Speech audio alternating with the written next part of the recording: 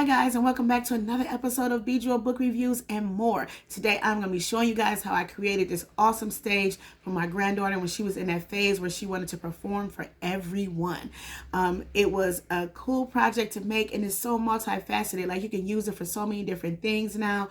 Backdrops is interchangeable. You can change the fabric on it, the curtains on it. You can use it for kids' parties, for events. It's just so fun. I really enjoyed making this. It did not take long, and it cost me less than 60 bucks. I was like, 60 bucks is my budget. That's the max. That's all I'm going to do. And I loved it. It was perfect. She loved it too as well. So I'm going to get into it right away. I'm going to show you the materials that you're going to need. Some things I don't have here with me. I will have a list of those materials so that you can make sure that you purchase them and get them in order for you to make it. The biggest thing is cutting the wood. I did not cut a thing, guys. I went to Home Depot and I let those guys cut it. So I just basically just purchased a large piece of plywood and I had them cut it into 8 pieces for me. Again, those pieces are going to be contingent upon how much space you have and how big you want it. I do have a little prototype that I made, a little cardboard version, because I am a cardboard queen. So I wanted to show you guys what it looks like. First things first, look at the materials. You're going to definitely need a tape measure to figure out what size you want that thing to be. Like I said, hers, I wanted to be able to just tuck it underneath the bed when she wasn't there. So you need that tape measure. And then the next thing that you're going to need is you're going to need screws. So I purchased some wood screws. They do have the self-drilling wood screws. I think those are the ones that I actually had. So if you have those, then you can use a little hammer to kind of tap that in. You're going to also need to apply the material. You're going to need a glue gun. I know my glue gun is a hot mess. That's because I utilize it a lot, y'all. So I have that. And then I always say use the longer glue sticks, because the longer glue sticks, you don't have to worry about changing them out as fast, because the shorter ones you have to change out a lot. So you're going to need that. You're also going to need a screwdriver. Now for me, I'm a little lazy when it comes to these things. So I have like my little electric chargeable rechargeable screwdriver. So that's what I use. It had like the Phillips head on it. So you're going to need that. You're going to need materials. This is just a sample material that I had laying around the house. I had purchased, I think, from Walmart a long time ago. So you're going to need material. I think I bought like 3 yards of material for hers. It was like $1.79 a yard. It was like the cheapest material I could find. She was in the pink and purple, everything. So that's what I did. And then, of course, you're going to need to have some PVC pipe. And I'll tell you guys a little bit more about that. And you're going to need the connectors to go onto the PVC pipe. So let me show you what those look like. I paid 77 cents for these guys in the plumbing section of Home Depot. So you're going to need these connectors, because these are going to be basically your curtain rod. And then let me see, did I have everything? Oh, and then you're going to need these as well. These here are like clamps. They're PVC clamps. So I opened it up so I can show you guys what one looks like. It's a pack of 4, and I think I used 4 when I did hers. I attached this to the wood in the back, and then I just slid the PVC pipe in, which was flush to the box that I actually created. So I'll show you what that looks like. So it looks like this right here, and it's just a clamp to cover. You know, you just slide this in, and then you just add the screws here, and you add the screws there. And that's what you do to hold this to the actual wooden box. So like I said, I created a rectangle. So let's take a look at that rectangle. So I did like a little box prototype, and this is what it looks like. So when I created it, I wanted to make sure that it was a rectangle. So I basically had 2 pieces that were cut like this. So it was a large piece of plywood that I used, that I actually purchased and had them cut. So I had the sizes of how I wanted it cut when I got there already. So they used 2 of these. They cut 2 of these rather for me, because one was going to be the top. So I'll show you here. So get it all together. Doesn't want to cooperate. Okay, so one was the top and one was the bottom.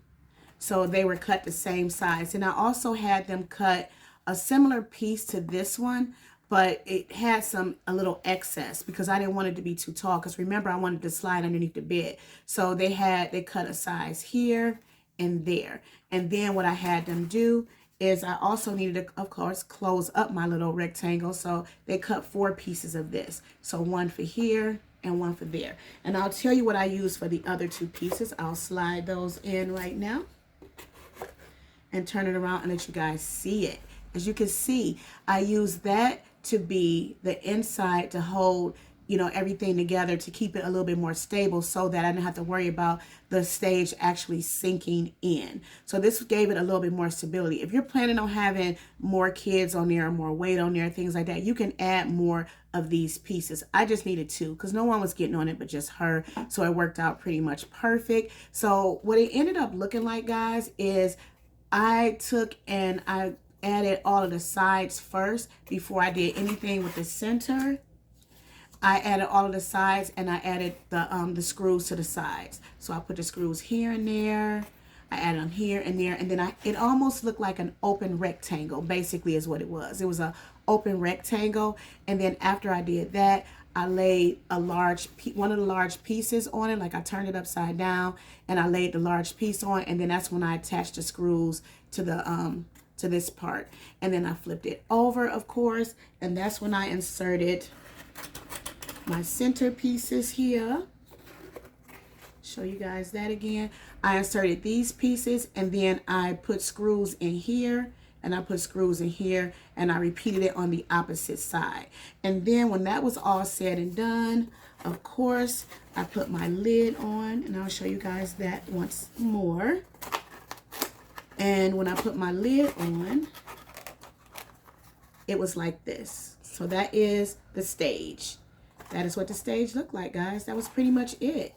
Like I said, Home Depot did the cuts for me. All I literally had to do was just add the screws. My husband helped me to hold it. So you may need another person to help you, to support you as you're doing it. It doesn't take long. We did it like in a Saturday afternoon, and we was able to get it done. The next step for me was to, of course, you know, add the fabric. So I added the fabric. I used a staple gun for that. So I put the fabric all over it. It was almost like wrapping a present. I just tucked it real tight all the way around. And then I added the staples from my staple gun. And then I didn't even worry about the bottom because the bottom is going to be on the ground. So I didn't worry about having that much fabric. And then I had some fabric in the back, but not a whole lot. And once I was done with that, I'll show you guys what I did. So I'm going to take this inside out. And that's when I attached the brackets. So I attached the brackets. I attached them in the center. I put screws in each side. And then I attached it. And that was it. And then once I attached it, all I had to do was just insert my PVC pipe. Now, when I inserted my PVC pipe, you have to also make sure, this is like, I think 3/4 inches in diameter. You need to make sure that whatever brackets that you use matches up with the size of your PVC pipe. And they have it right in the aisle. So if you're not sure, you can just ask someone. So when I attached it, I wanted to make sure that it was flush. So as you can see right here, I had it flush like this. So this way, all I had, I didn't have to worry about it moving around or wiggling or anything like that. It was just flush with the floor and with the box. And then when she wasn't there and I wanted to tuck it underneath the bed, all I had to do was just pull the PVC pipe out, and that's it. The brackets stayed intact because they were already screwed down. So that was pretty simple. Now let's talk about the curtains. Now, once you have this box together, you've attached the brackets to the back, then you need to make sure that you have the thing to put your curtains on, which I use a PVC pipe. Super cheap. It was like $8.72 for this long piece. I had it cut into 3 pieces. My husband used a saw. You can have them cut it there for you, or you can just simply use a tool for it. There's a special tool that cut PVC pipe that's inside of the aisle where it's actually where you can actually, you know, pick it up at, and you can purchase it from there. So I didn't want to go through all that. My husband was like, just bring it home. We'll see what size we want it to be, and then we'll cut it from there. I think the curtains that I use, I think the length was like maybe 63 or something like that. And I found some really inexpensive curtains. It was just 2 panels. That was it. I put it on there, and then I tied each one of the panels to each one of the PVC pipe to make it, you know, so you didn't see the actual PVC pipe, to cover it up. It didn't matter from the back, but in the front, I just didn't want it to be showing. So that's pretty much what I did. Now, you will need these connectors. I was kind of telling you guys about it. So the connectors, 77 cents, super cheap. And then you'll add the second piece of the PVC pipe. And then you will add, let me see, I have one more connector. Okay, here it is right here. I have stuff all over this desk, guys, so bear with me. All right, so here's the other piece. And then you'll just add this piece, and this is what it's going to look like on the back of your stage. It's going to look just like this. So what you'll do is you'll do it like a curtain rod. You'll take, before you even add this piece on, you will add you'll slide your curtain right onto it, and then you'll connect this piece, and then you'll slide it right inside of that bracket here, and that's it. Like literally that is all I had to do. It was so cool to make. And what I really love about it is, as you can see, it's so easy to just take right a loose and then like lay it right on top of it, slide it right underneath the bed. That is literally all you have to do. Now, if you don't want to have to worry about it ruining the floor or the carpet, you can always add casters to the bottom of it too. They sell those at Home Depot. So that isn't something that I actually did. It was on carpet, so I didn't worry about it as much. So I slid it right under.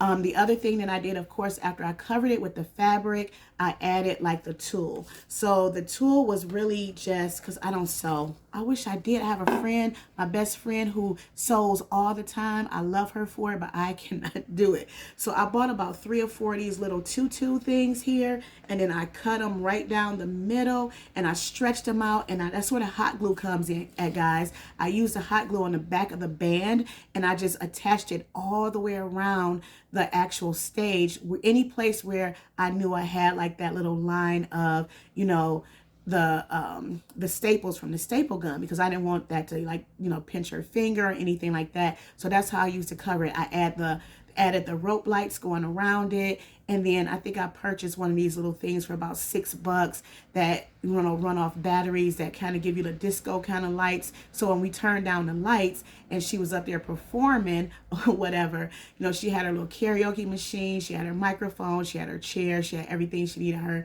instruments, and then she had the mood lighting to go along with it. She made tickets for me and her papa, and we sat there and we watched Jaya Jewel in her concert. So it was so much fun. Guys, this was super easy to make. It really was. I hope that this was helpful. You can rewind the video if you need more input on how I did it, or send me a comment or email me. I'll be glad to talk you through it if you need to. No problem with that whatsoever. I am helpful that way. All right, I hope this helped. So as always, keep exploring with your kiddos, whether they are your grandchildren like it was my granddaughter, or the ones inside of your classroom. I'll see you guys again on the next Bejewel and More. All right, guys, thanks for joining me. I'll see you again soon.